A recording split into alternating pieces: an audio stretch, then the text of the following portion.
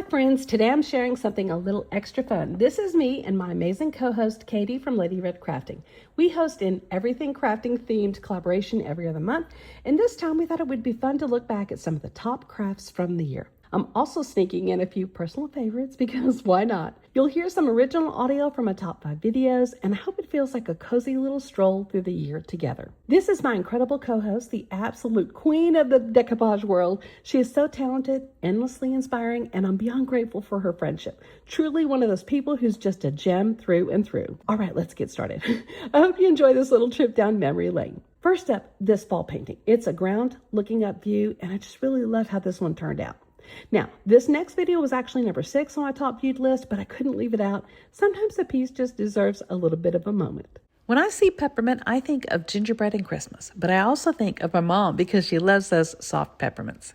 Today I'm painting this little peppermint in its shiny wrapper, and I'm using Payne's Gray to create the illusion of white. It's one of my favorite watercolor tricks because instead of using actual white paint, you're using shadows to suggest it.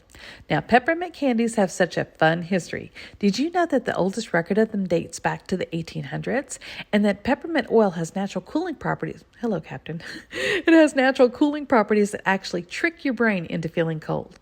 And here's another fun fact. The red stripes were added later. Originally, peppermints were just plain white, and the name peppermint literally comes from 2 Latin words meaning sharp mint. And I thought that was pretty interesting.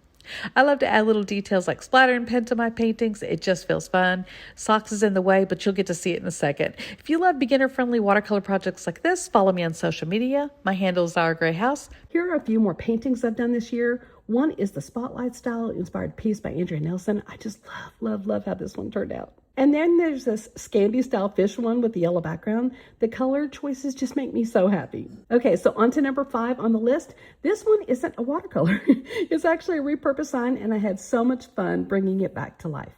If you're anything like me, you probably have at least one random Hobby Lobby clearance find tucked away somewhere, right?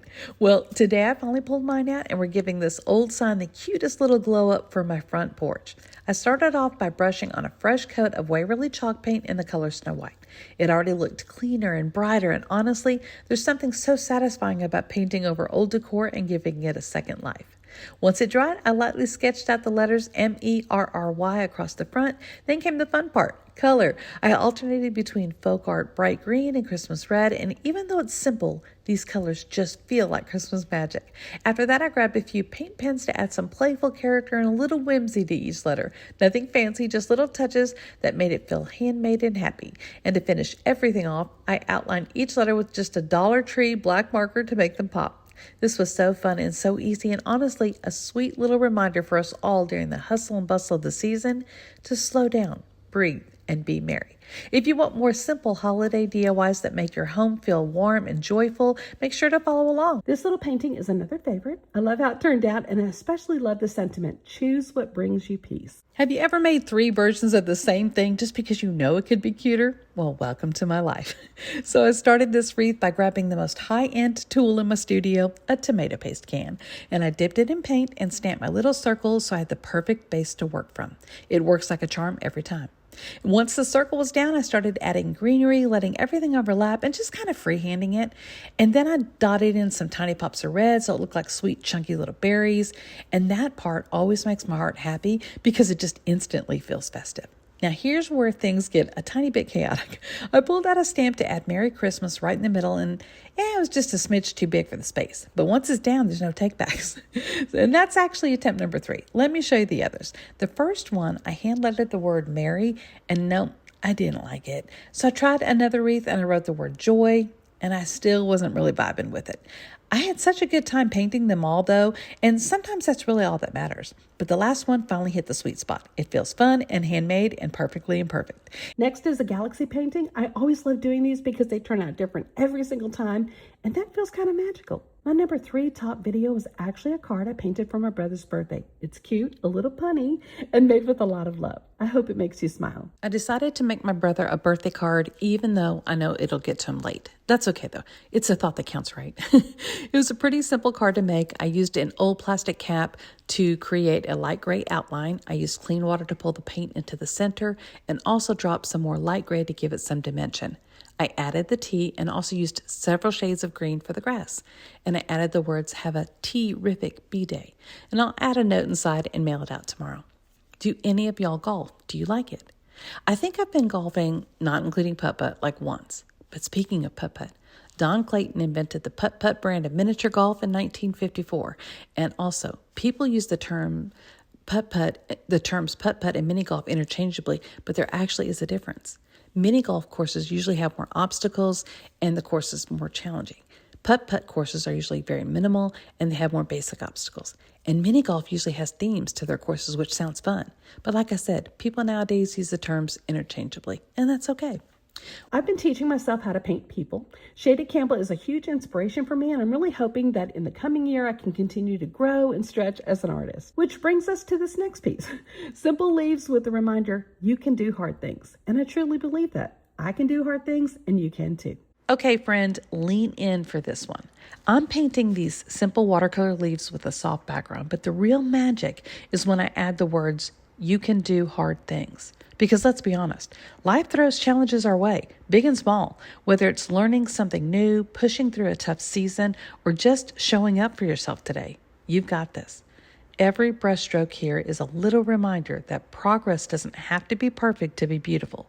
Just like watercolor, life can feel a little messy sometimes, but that doesn't mean it's not worth creating. So if you needed a sign today, here it is.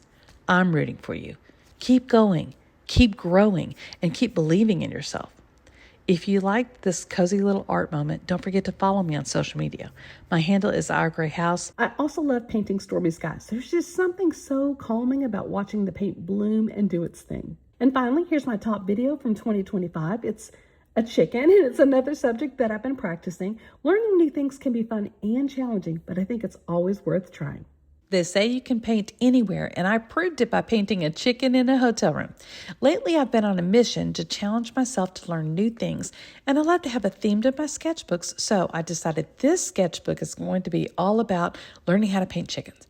And I wasn't sure if I wanted to go more realistic with all the feather details and stuff, or lean into something a little more fun and illustrative, which is totally more my style. Honestly, though, that's part of the joy of watercolor. You don't have to pick just one style. You can experiment and see what feels right. The first attempt was painted while I was at a realtor conference in Houston. Yep, you heard right, art on the go. You don't need a fancy studio or tons of supplies to make time for creativity. Just grab your sketchbook, a small watercolor set, a paintbrush, and paint wherever life takes you.